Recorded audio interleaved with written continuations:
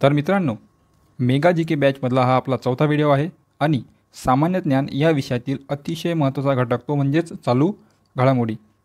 आणि 2024 पोलीस भरतीकरिता तुम्ही जर पोलीस भरतीचे PYQ पाहिले असाल, मागील प्रश्नपत्रिकेचा अभ्यास करूनच चालू घडामोडीवर नेमके प्रश्न कसे येतात त्याच आधारावर आपण ही जानेवारी, फेब्रुवारी आणि मार्च या तिन्ही महिन्याचं करंट अफेअर्स पाहणार आहे. ठीक आहे. तर या चालू घडामोडीमध्ये आपले 270+ प्रश्न कवर होतील आणि त्यासोबतच प्रश्नांमध्ये जर काही एक्सप्लेनेशन असेल तर ते सुद्धा आपण पाहू. म्हणजेच त्या प्रश्नाशी जुळता जर कोणता दुसरा प्रश्न आला तर तो सुद्धा आपला जाणार नाही. आणि चालू घडामोडीचा अभ्यास करताना जेव्हा आपण चालू घडामोडीचा प्रश्नपत्रिकेमध्ये पाहतो तर आपण समजा एखादा प्रश्न वाचला की हे नाव कोणत्या खेळाशी संबंधित आहे, याचा अर्थ काय झाला की तो प्रश्न आला क्रीडा किंवा खेळशी संबंधित. ठीक आहे. तर यानुसार मग हा झाला खेळ, नंतर राष्ट्रीय, आंतरराष्ट्रीय, पुरस्कार, निधन वार्ता याप्रमाणे ज्या टॉपिकवर प्रश्न आलेले आहेत त्याच टॉपिकवर गेल्या 1 वर्षा आधीपासूनचे जे चालू घडामोडी आहे ते आपण सर्व या मेगा जी के बॅचमध्ये पाहणार आहे. तर मित्रांनो, चांगली मेहनत करा आणि आपल्या मेहनतीवर विश्वास ठेवा. चला पाहूया चालू प्रश्नांचा भाग 1. पहा, पहिला प्रश्न आहे, इस्रोने पुढील 5 वर्षात किती बुद्धिमत्ता उपग्रह प्रक्षेपित करण्याची योजना आखली आहे.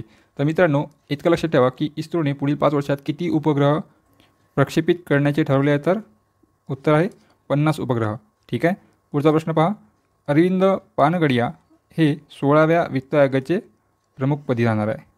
ठीक आहे. एका लाईनमध्ये 2 प्रश्न कवर होतात. पहा, अरविंद पानगडिया हे वित्त आयोगाचे प्रमुखपदी जाणार आहेत, हा एक पॉईंट.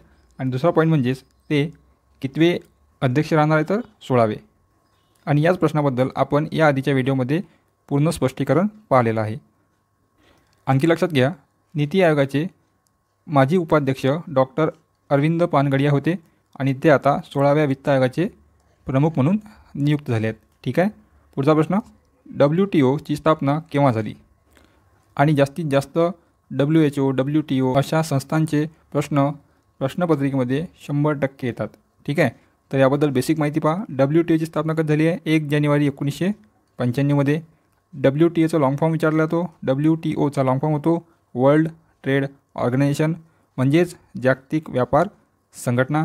आणि याचे जे हेडक्वार्टर आहे ते कुठे आहे, तर जिनिव्हा, स्वित्झर्लंड. मित्रांनो, प्रश्नांमध्ये माहिती आवडल्यास व्हिडिओला नक्की लाईक करा आणि तुमच्या सर्व जवळच्या विद्यार्थी मित्रमैत्रिणींना शेअरसुद्धा करा. पुढचा प्रश्न पाहू, कोणता देश जगातील दुसरा सर्वात मोठा पोलाद उत्पादक देश बनला आहे. तर विद्यार्थी मित्रांनो, तो आहे आपला भारत.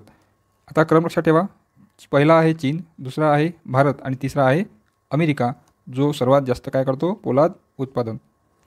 पुढचा प्रश्न, पंतप्रधान मोदी BAPS हिंदू मंदिराचे उद्घाटन कुठे करणार आहेत.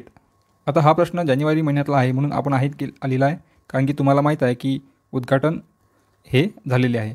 तर कुठे झाले आहे, तर संयुक्त अरब अमिराती. ठीक आहे.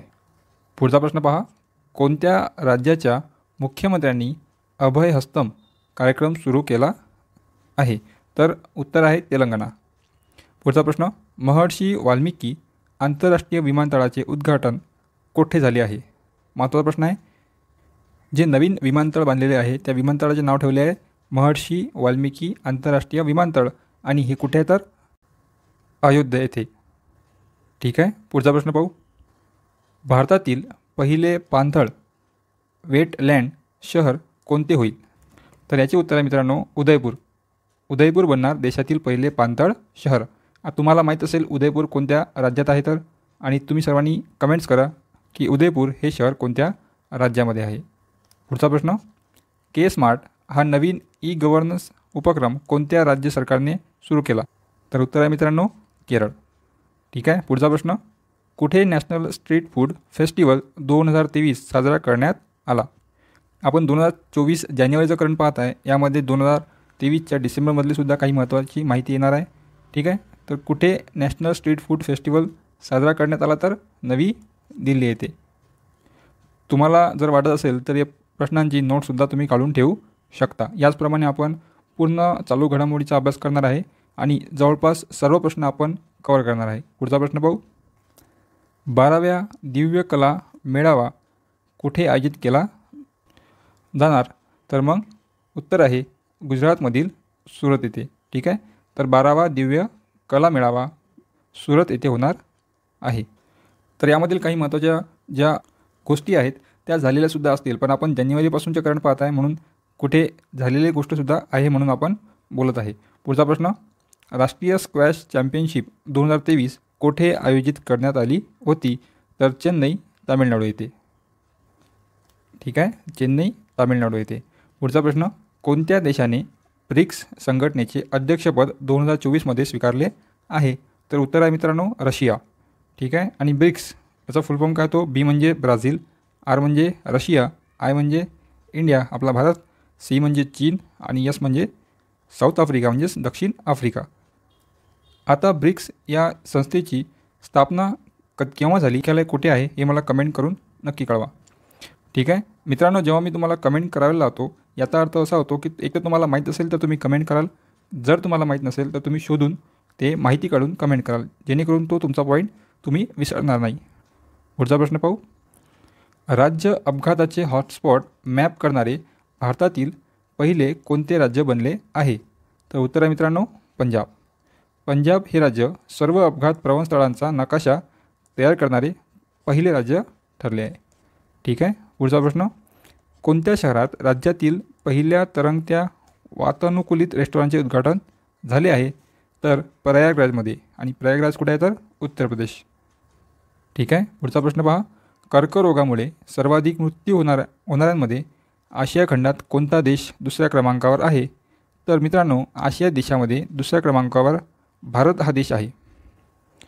कर्करोग म्हणजेच कॅन्सरमुळे सर्वात जास्त मृत्यू होण्यात भारताचा दुसरा क्रमांक लागतो. पुढचा प्रश्न, पंतप्रधान विश्वकर्मा योजना लागू करणारा पहिला केंद्रशासित प्रदेश कोणता? तर उत्तर आहे मित्रांनो जम्मू आणि काश्मीर. पुढचा प्रश्न आहे, India international jewellery trade show कोठे करण्यात आला? तर उत्तर आहे मित्रांनो मुंबई येथे. ठीक आहे.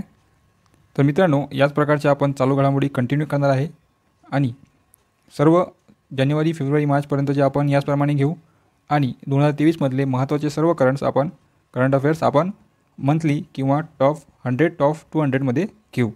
तर भेटूया भाग 2मध्ये. धन्यवाद.